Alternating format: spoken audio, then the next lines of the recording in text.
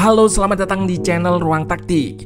Di video kali ini, kita akan analisis pertandingan La Liga Spanyol antara Atletico Madrid versus Barcelona yang berhasil dimenangkan oleh Barca dengan skor mencolok 0-3 di kandang Atleti.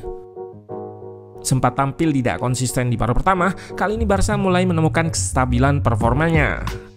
Jelang laga perempat final lawan PSG, La Blaugrana nggak merasakan kekalahan dalam 10 laga terakhir dengan catatan 7 kali menang dan 3 kali imbang.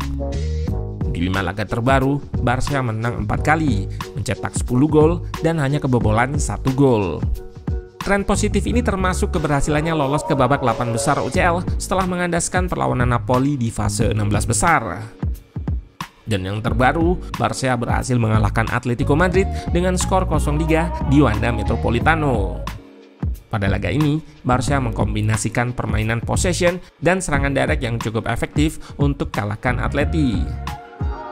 Tim yang bermarkas di Spotify Camp Nou ini dominan dalam penguasaan bola dan efektif dalam penciptaan peluang. Dalam 9 tembakan yang mereka lepaskan, 4 diantaranya merupakan big chance. Total Barca mencatatkan nilai XG 1,54 yang berbuah 3 gol. Lewandowski yang diberikan peran untuk bermain roaming menjadi aktor utama kemenangan Barca dengan torehan 1 gol dan 2 assist. Nah, penasaran dengan jalannya laga dari segi taktikal? Let's go, kita bahas sama-sama. Atletico Madrid yang berstatus sebagai tuan rumah turun dengan formasi 3-4-2-1. 2 pemain kunci, Griezmann dan Koke, memulai laga dari bangku cadangan. Savic, Witsel, dan Reinildo sebagai 3 center back di belakang. Samuelino dan Molina di posisi wingback mengapit 2 gelandang Rodrigo de Paul dan Ezequiel Barrios. Di depannya ada Riquelme dan Llorente yang menopang Alvaro Morata. Sementara itu Barcelona menggunakan formasi andalannya 4-3-3. Yang menarik, Xavi memainkan 3 pemain muda, Pau Cubarsí dan Hector Fort yang masih 17 tahun di barisan pertahanan bersama Araujo dan Koundé. Xavi juga memilih Fermin Lopez di lini tengah bersama Gundogan dan Roberto. Di depan ada trio Joao Felix, Lewandowski serta Rafinha. Pada fase on possession, struktur yang sering terlihat digunakan oleh Barca adalah asimetris fullback, yang mana artinya ada perbedaan pada positioning dua fullbacknya. Jules Koundé yang berposisi asli sebagai center back dimainkan pada posisi back kanan akan lebih banyak stay di posisinya. Sedangkan pemain muda Hector Fort yang bermain di posisi fullback kiri akan didorong untuk lebih ke depan. Dengan hal ini, terlihat Barca seperti bermain menggunakan 3 center back, meski di atas kertas formasi yang digunakan adalah 4-3-3. Hector Fort yang didorong untuk bermain lebih ke depan tadi difungsikan untuk menjaga kelebaran di sisi kiri saat winger kiri Barca, yaitu Joao Felix, lebih banyak bermain masuk ke tengah. Terlihat di sini, Fort melebar maksimal di sisi kiri, sedangkan kelebaran di kanan ditempati oleh Rafinha yang stay wide atau tetap melebar. Dengan struktur asimetris fullback tadi, Barca kerap terlihat menggunakan shape 3-4-3 atau 3-3-4. Barca menerapkan invite press untuk membongkar blok pertahanan 5-4-1 Atleti yang cukup kompak. Mereka kerap melakukan back pass atau sirkulasi ke belakang untuk memancing Atleti naik. Dan terlihat saat menerapkan invite press ini, Hector Fort akan ikut turun sejajar dengan Koundé di lini kedua untuk menerapkan kelebaran maksimal merenggangkan blok press Atleti. Sedangkan 2 center back berdiri di area yang lebih dalam sejajar dengan Ter Stegen yang naik. Lewat invite press ini, Barca menargetkan ruang di belakang lini kedua Atleti untuk diekspos dengan umpan panjang yang dilepaskan oleh Ter Stegen.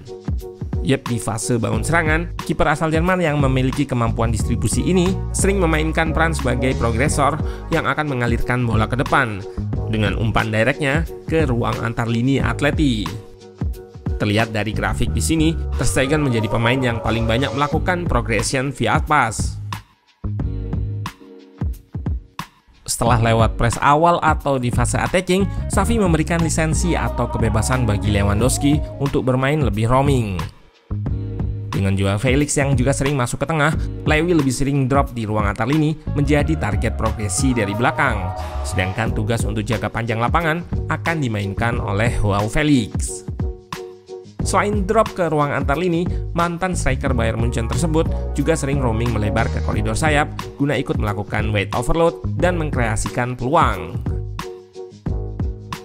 Dua peluang Barca dari Felix dan Rafinha di klip ini melibatkan Lewandowski yang melebar ke sisi sayap. Heatmap-nya di laga ini menunjukkan bagaimana sebaran area yang dijangkau oleh Lewandowski yang gak hanya stay di tengah. Gol pertama pun gak lepas dari perannya ini. Pada gol pertama, terlihat kapten Polandia ini bergerak melebar ke sisi kiri. Atleti menerapkan blok pertahanan yang rendah. Ada andil dari Gundogan yang melakukan dribble dan berhasil melewati lini pertama pertahanan Atleti, dilanjutkan dengan umpannya ke Lewandowski. Felix paham akan pergerakan roaming Lewy dan langsung bergerak ke tengah, counter movement. Penyerang asal Portugal ini pun berhasil buka keunggulan atas mantan timnya, memanfaatkan cutback dari Lewandowski. Saat out of possession atau nggak menguasai bola, Barca akan menerapkan high press yang dilakukan saat ada trigger tertentu. Seringnya Barca akan menerapkan high press saat lawan melakukan sirkulasi ke samping atau ke belakang dan menutup opsi umpan yang tersedia guna mencegah Atleti melakukan progresi. Selain mencegah progresi, pressing dari Barca ini juga bisa memaksa Atleti untuk melakukan kesalahan seperti yang terlihat di klip ini. Gol kedua Barca di awal babak kedua pun bermula dari high press-nya yang dilakukan secara unit dan kolektif. Terlihat Barca meningkatkan intensitas pressing-nya secara bersamaan dan dilanjutkan dengan pressing trap di tengah. Pressing trap atau jebakan press ini memaksa pemain Atleti melakukan kesalahan. De Paul salah passing, umpannya mengarah ke Rafinha yang langsung dilanjutkan oleh winger Brasil tersebut untuk berikan assist kepada Lewandowski yang bergerak diagonal mengekspos ruang di antara tiga center back Atleti. Terlihat di sini keunggulan Lewandowski dalam melakukan finishing di situasi yang sulit dan membelakangi gawang. Pada babak pertama, Barca menggunakan umpan direct untuk bypass atau melewati blok press Atleti. Di babak kedua, mereka menggunakan umpan direct untuk mengekspos ruang di belakang backline yang menerapkan garis pertahanan tinggi. Pada umumnya, tim yang tertinggal memang akan meningkatkan intensitas serangannya sehingga seringkali garis pertahanannya juga lebih naik. Dan hal inilah yang dimanfaatkan oleh Barca dengan serangan yang lebih direct ke belakang lini. Gol ketiga juga berbuah dari serangan direct. Kali ini Koundé yang overlap dijadikan target long pass di sisi kanan. Ia berhasil mendahului fullback kiri Atleti. Kembali terlihat di sini, Lewandowski yang roaming jauh meninggalkan posisinya. Dari sisi kanan, ia melepaskan crossing kepada Fermin Lopez yang berdiri di antara dua center back. Pemain 20 tahun tersebut bisa dengan leluasa menanduk bola tanpa adanya gangguan. Di akhir laga, serangan direct Barca kembali mengancam garis pertahanan tinggi Atleti. Serangan ini memaksa Molina melakukan pelanggaran sebagai orang terakhir yang menjadikannya diganjar kartu merah. Menarik lihat kebangkitan Barca di 10 laga terakhir ini dan mampu menang besar atas Atleti di kandangnya yang terkenal dengan blok medium atau parkir bis. Nah, ujian selanjutnya datang dari PSG di babak 8 besar UCL pada tanggal 11 April nanti di kandang PSG.